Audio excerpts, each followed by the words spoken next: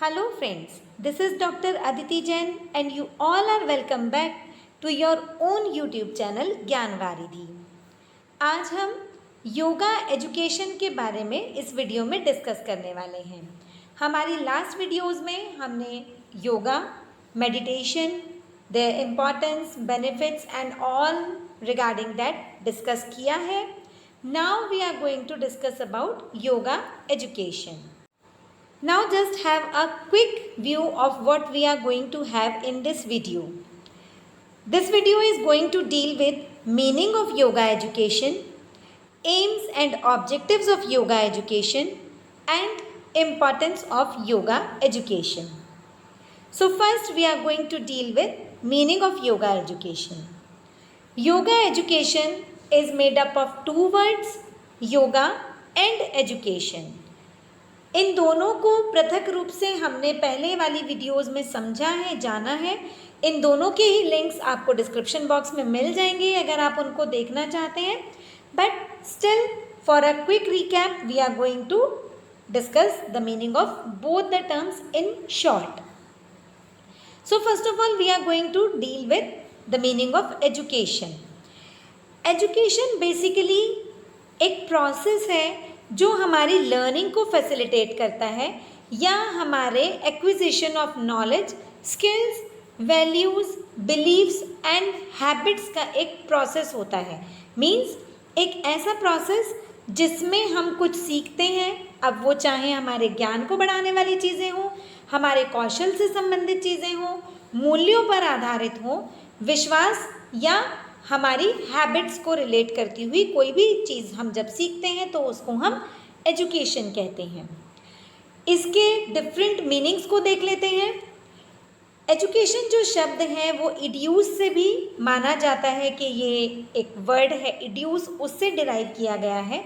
अगर हम इसको इड्यूस या इड्यूको के सेंस में लेते हैं तो it means to lead out और टू ड्रॉ आउट। जो चीज़ हमारे अंदर पहले से विद्यमान है उसको बाहर निकालना।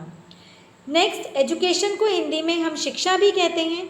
शिक्षा जो है वो संस्कृत शब्द के शस धातु से ली गई है जिसका अर्थ है टू डिसिप्लिन, टू कंट्रोल और टू इंस्ट्रक्ट। अगर इसको हम विद्या के रूप में लेते हैं तो विद्या जो है वो संस्कृत के विद धातु से लिया गया है जिसका अर्थ है टू नो, कुछ जानना। ज्ञान से लेते हैं तो अगेन इसका अर्थ है कुछ जानना, और तालीम से लेते हैं तो इसका अर्थ है एजुकेशन मीन्स ज्ञान ग्रहण करने की आपकी जो भी क्रियाएं हैं वो सभी एजुकेशन के अंतर्गत आती हैं। अब हम बात करते हैं इसकी डेफिनेशन की।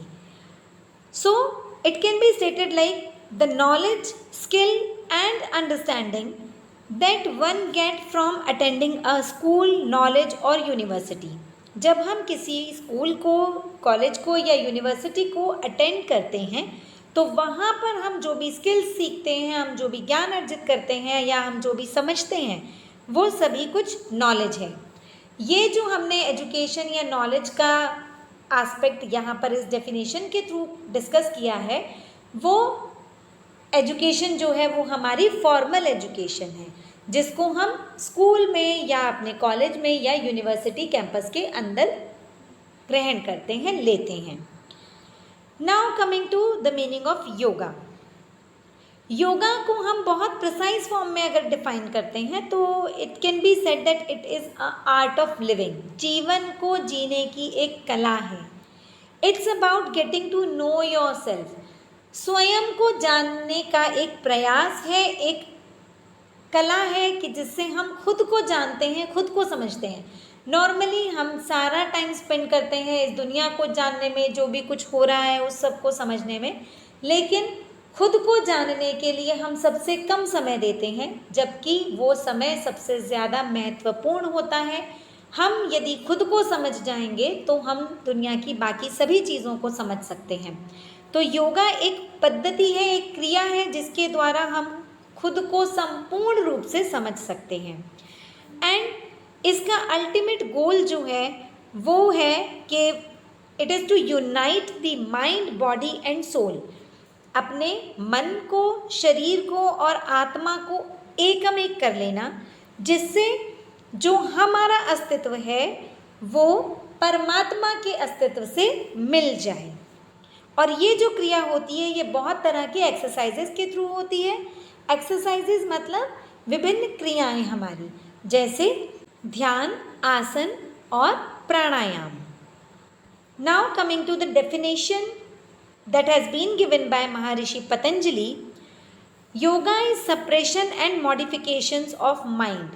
अपने मन की या अपने चित्त की जब हम वृत्तियों को रोकते हैं या उनको मॉडिफाई करते हैं तो वो क्रिया जो है हमारी वो योग कहलाती है। नाउ इन दोनों अर्थों को जब हम सम्मिलित रूप में देखते हैं तो वो योगा एजुकेशन बन जाता है। And by yoga education we mean to imparting knowledge about yoga. जिस एजुकेशन के थ्रू हम योगा के विषय में ज्ञान प्रदान करते हैं वो एजुकेशन हमारी योगा एजुकेशन कहलाती है। और इसको प्रदान करने का जो उद्देश्य है वो ये है कि जो इंडिविजुअल है, जो स्टूडेंट है जिसको ये एजुकेशन दी जा रही है, उसको फिजिकल, मेंटल, स्पिरिचुअल, इमोशनल किसी भी रूप में बेनिफिट मिल सके। क्योंकि जो हमारा छात्र है जब वो संपूर्ण रूप से उसके व्यक्तित्व का विकास करने की हम बात करते हैं एजुकेशन के थ्रू, तो उसको समग्र रूप से स्वस्थ होना भी ज़रूरी है। जब तक व्यक्ति शारीरिक, मानसिक, आत्मिक या संवेगात्मक रूप से स्थिर नहीं है, स्वस्थ नहीं है, तब तक उसको एजुकेशन नहीं दी जा सकती है। तो योगा एजुकेशन जो है ये इस तरह के ज्ञान को बच्चों तक पहुंचाने की एक प्रक्रिया है, एक कला है, जिससे बच्चा स्वस्थ रहे शारीरिक, मानसिक, आत्मिक और संवेगात्मक रूप से। Now aspects of yoga education. अब हम बात करते हैं योगा एजुकेशन के कुछ पक्षों की। योगा एजुकेशन जो है वो 4 एस्पेक्ट्स के ऊपर बेस्ड है। पहला है धर्म, दूसरा ज्ञान, तीसरा वैराग्य और चौथा ऐश्वर्य। इनको हम हमारी नेक्स्ट वीडियो में डिटेल में डिस्कस करेंगे, बट अभी सिर्फ इनके नाम हम जान लेते हैं कि ये 4 एस्पेक्ट्स होते हैं जिन पर योगा एजुकेशन आधारित होती है। और जब इन इमोशंस को या इन फीलिंग्स को, क्योंकि ये भाव होते हैं, ये जो 4 एस्पेक्ट्स हैं इनको हम योगा में भाव, योग या मेडिटेशन की लैंग्वेज में इनको हम भाव भी कहते हैं। और भाव का जो इंग्लिश मीनिंग है that is feeling and emotions. और ये जो भाव हैं जब इनको समुचित रूप में आसन करते हुए प्रयोग में लाया जाता है तो हमारे जो रिजल्ट्स होते हैं वो बहुत ज़्यादा अच्छे होते हैं। Now next is AIIMS and objectives of yoga education. अब हम बात करते हैं लक्ष्य या उद्देश्यों की जिनके लिए योगा एजुकेशन को करिकुलम में इंक्लूड किया गया है। So first is to enable students to have good health. अभी हमने पहले भी डिस्कस किया है कि जब तक बच्चा संपूर्ण रूप से स्वस्थ नहीं होगा तब तक उसको ज्ञान प्रदान नहीं किया जा सकता, तब तक वो जो भी ज्ञान उसको दिया जा रहा है उसको पूर्ण रूप से ग्रहण नहीं कर सकता। तो इसलिए योगा एजुकेशन को इंक्लूड करना ज़रूरी है जिससे बालक स्वस्थ रहें और जो भी ज्ञान उनको दिया जाए उसको वो समुचित रूप में ग्रहण कर सकें। Next is to practice mental hygiene. Mental health को जिस साइंस में हम स्टडी करते हैं उसको मेंटल हाइजीन कहा जाता है। तो बच्चे को मेंटल हाइजीन के विषय में ज्ञान होना चाहिए सो दैट ही और she can maintain mental health. और जब तक हम मानसिक रूप से स्वस्थ नहीं हैं तब तक हम कोई भी कार्य सही रूप में संपादित नहीं कर पाते हैं, इसलिए भी इसको इंक्लूड करना ज़रूरी हो जाता है। Next, to possess emotional stability. एक व्यक्ति को अपने जीवन में सफलता प्राप्त करने के लिए इमोशंस के ऊपर कंट्रोल करना बहुत ज़्यादा ज़रूरी होता है। यदि हम बात करें इमोशनल इंटेलिजेंस की, जो कंसेप्ट डेनियल गोलमैन के द्वारा दिया गया है, उसमें डेनियल गोलमैन ने स्पष्ट रूप से अपनी पुस्तक में लिखा है कि अगर व्यक्ति अपने जीवन में सफल होना चाहता है तो उसके लिए ज़रूरी है कि उसका इमोशनल इंटेलिजेंस हाई हो, ईक्यू जो है उसका वो हाई हो, वो अपने इमोशंस को कंट्रोल कर सकता हो, मैनेज कर सकता हो। क्योंकि जब हम अपने इमोशंस को कंट्रोल और मैनेज कर पाते हैं तभी हम अपने लाइफ में सक्सेसफुल हो पाते हैं। And 80% of success in our lifes is determined by our emotional stability. और ये इमोशनल स्टेबिलिटी जो है वो योगा के थ्रू हमारी आ जाती है, इसलिए इसको इंक्लूड किया गया है आपके सिलेबस में। Next is to integrate moral values. Moral values, क्योंकि यहाँ पर हमें नैतिकता के संबंध में भी जानने का मौका मिलता है, क्या गलत है क्या सही है, हम इन सब चीज़ों को भी जानते हैं और समझते हैं। जब हम ध्यान करते हैं तो उस समय हमें चीज़ें समझ में आती हैं, what is good and what is bad and what should be done and what should not be done. तो ये मॉरल वैल्यूज़ को भी इंटीग्रेट करता है। And then to attain higher level of consciousness. जब हम ध्यान करते हैं तो हमारा जो हायर लेवल ऑफ कॉन्शियसनेस है वो भी हम अटेन कर पाते हैं और अपनी लाइफ में बहुत आगे जाने की हमारी स्थिति बन जाती है। सो these were the aims and objectives to include yoga education in the curriculum. Now coming to importance of yoga education. So why is it important? It is important as it helps to equip oneself with basic knowledge. अपने विषय में जानने का मौका हमें जब हम ध्यान करते हैं, योग करते हैं, उसके माध्यम से मिलता है। हम अपनी पर्सनालिटी को समझ सकते हैं, हम हमारी क्वालिटीज़ को, अपने लिमिटेशंस को यहाँ पर हम जान सकते हैं। हमारे मन में जो विचार आते हैं उनको हम स्टडी कर सकते हैं और उनके थ्रू हम ये समझ सकते हैं कि हम क्या चाहते हैं और किस तरह का हमारा व्यक्तित्व है। Next, it is helpful for supplementing school and university education.